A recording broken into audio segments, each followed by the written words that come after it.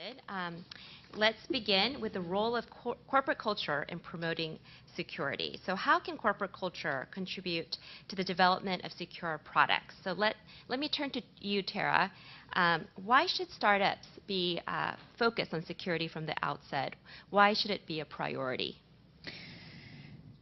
Focusing on security from the outset lets us think about the challenges that we're going to have, not necessarily the ones we have right now. My expertise is in building products from the ground up, and there's a lot of challenges when you bootstrap a startup. When you create something out of nothing, the joy in creating that product can sometimes take over and leave you unaware that in the future there's going to be security challenges you're going to face in protecting that product, in protecting the consumers who use that product. And from the very beginning, you need to feel a sense of responsibility to the people you will one day serve, as well as the product that you're creating right now. I'm going to say that we need to be building a scaffolding for future security, as well as thinking about security from the outset. And that scaffolding happens when we say to ourselves, I may be a 3-person company right now, but one day I'm going to be a 100-person company. And just as we one day prepare for having a director of HR by not hiring bigoted jackasses, and as we prepare for having in-house counsel one day by not executing contracts on the cocktail napkins from the bar where we formed our startup, we prepare one day for security and developing and serving a secure product by not letting people internally use passwords like ABC123 or exposing customer data over Starbucks Wi-Fi. So preparing from the very beginning and creating that framework, that thought process is where we get to where we want.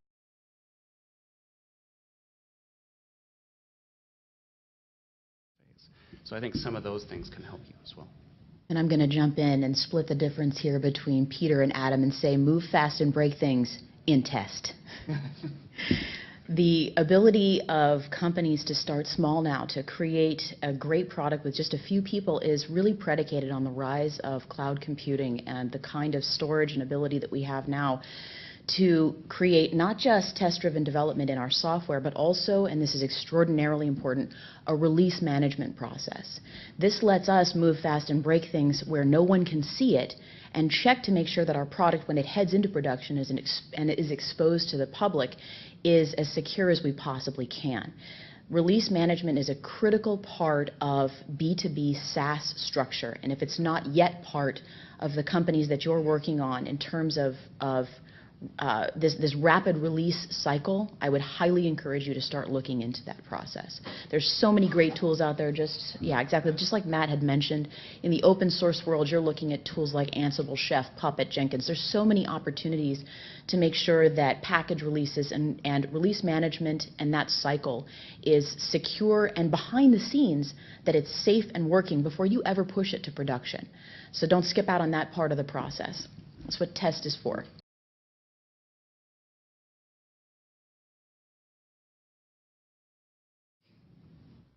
So what about the startups that have not yet integrated security into their startups?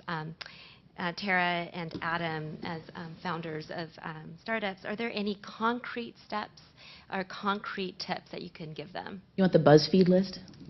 All right. We can do the Buzzfeed list if you like.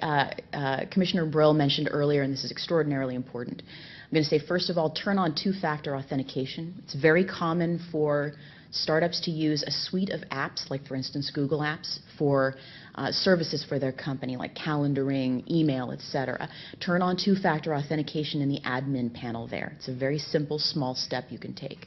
I'm going to say probably the second step.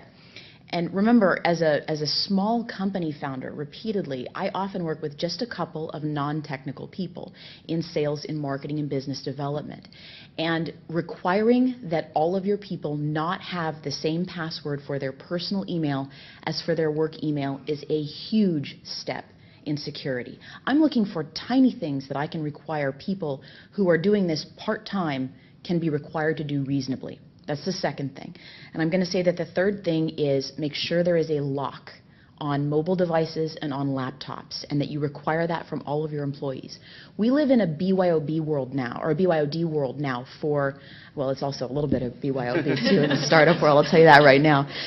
We live in this BYOD world where if I am counting on employees who are doing this full-time or part-time on their own dime and becoming part of a startup to create it from the beginning, there's not as much stick that I have. I've got a lot more carrot when it comes to building a company. So it's important to make sure that my requests are small and reasonable, and that there's something that a non-technical person can implement. As far as I've been able to see, those are the three things that give you the biggest jump in security. And I don't care if my biz dev person has a passcode of 1111. It's better than no passcode, right? It's 80%. It's Pareto optimal security at that point. You're looking for the biggest possible improvement with the tiniest possible impact on your people, all right? That's the Buzzfeed list.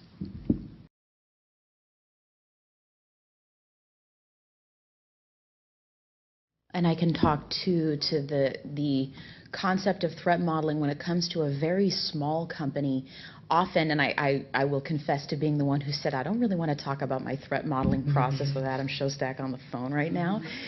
But I will let you know that what was important and what is important to us at FISMIN and what should be important to any founder of a small company is recognizing where any threat is going to come from. We knew that as an HR automation company, a software as a service company, we were not protecting massive quantities of financial data. Instead, what we'd be protecting is very sensitive data like employee evaluations, timesheets, information about people's lives. And what that told us, especially since we're focused on serving non-technical users, is that my vulnerability is not going to come from massive hacking attempts from other countries. My vulnerability is going to come from an office administrator or multiple users in a company who decide to just turn their passwords over to an office admin instead of doing it themselves. So recognizing where that vulnerability comes from is where you get started. Really, for this kind of threat modeling, you have to know your customer base. That's where your vulnerability is going to come in. If your customer is banks, then your vulnerability is money. If your customer base is human resources administrators, then your vulnerability comes in the difference between your user experience and what the customer actually wants from you. They'll find a way to get around something that they find inconvenient. So you make it more convenient, and you really address a lot of the threat in a software as a service company by making sure that your user experience for security is the same thing as your user experience.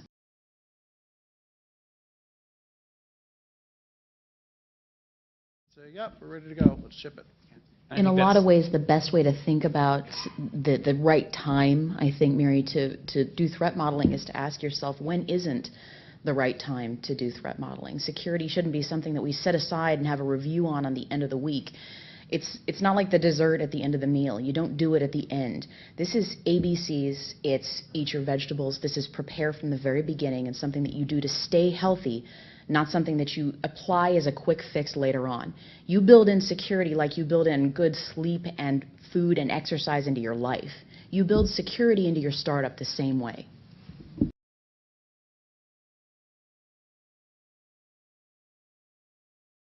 Can you give them? There's a couple of pieces of advice that I can provide people who have grocery dollars, not big dollars to spend on security. When it comes to training, again, we don't have a lot of resources in a small company to devote somebody full time. And one of the biggest challenges I've seen in terms of training and bringing people into a company that understands security is if you yourself do not have the expertise in security and InfoSec to evaluate someone's skills, how do you hire the right person? How do you even find the right person to train your people? So if there's any one place I'm going to tell you to spend $200, this is it right here. Go find a reputable local security company and pay one of their consultants $200 for an hour's worth of their expertise in evaluating the people that you want to bring aboard or you want to have train your people. Go find them and bring them in and make sure, because you don't have the ability to test out whether this person's jargon is correct or not, make sure that someone who's got some sense in InfoSec evaluates these people alongside you. There's a lot of free stuff out there. This is where you spend a couple of dollars to make sure that the people you're bringing into your company make sense and will train the right way. I'm going to say that the second thing that you can do, and this is again about a little bit less on training, a little bit more about fewer resources in a startup company, is you had better have an SSL certificate at this point. Now there's no excuse not to. Let's Encrypt is a free service that's reputable and was just, I think it was 6 days ago, they issued their 500,000th SSL certificate. Use Let's Encrypt if you can't afford the $1,000 wildcard certificate. That's understandable. And I'm going to say probably the third thing I'm going to go with is how many of you as compliance, this audience is big and it's full of compliance engineers and security engineers. How many of you want to admit that you're on the job market right now? Anybody want to? Okay, there's like little tiny fingers sneaking up behind there. This is a great place to offer some expertise to local companies, maybe get your foot in the door there, but also to provide that service to companies in the area. That the SSL certs, making sure that you spent that money on a consultation with somebody that you know has a good reputation locally to evaluate your people, and finally to accept help from the community at large, and there's lots of it, in providing great models and providing great training for your company is a win-win for everybody on every side.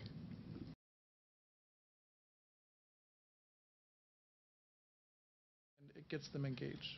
There's a key also to making sure that as much as possible you're not blaming or assigning blame to people for not knowing something about security, but instead are rewarding them for learning and for noticing. And I've seen rewards everywhere from a $5 Starbucks gift card to some kind of bonus at the end of the month. But if you can focus on not blaming people, on focusing on education and rewarding people for doing the right thing, they'll end up nudged into that correct behavior anyway. Don't create a culture of fear when you're trying to make security a focus in your company.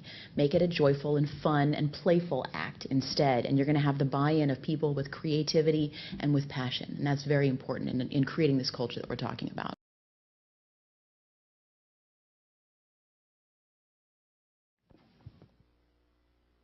Security is really important. It really walks together with privacy, but I haven't really heard a lot of talk here today about privacy. And I know there's other privacy advocates in the room, but you didn't ask if there were privacy advocates in the room. That sort of is part of this process. But you're securing your own data, which is a product, but you're also securing other people's data in that process. That's what I do, is secure other people's data. And I feel a deep sense of responsibility for that fact.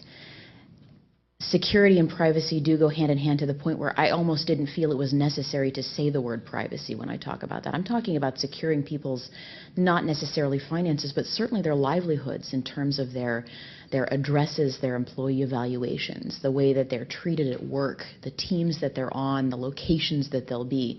And I feel a deep sense of responsibility for that, to the point that I spent a lot of time in the InfoSec world specifically picking up the expertise required to be able to do that with care. I think I'll always feel like a beginner, but I think most people will always feel like a beginner when they hit technology. And I can say that if you are someone who is going to end up protecting consumer data and you do not feel the weight on your shoulders of protecting other people's livelihoods, lives, their personal data, the responsibility of someone who is a guardian of other people's information, then don't start the company.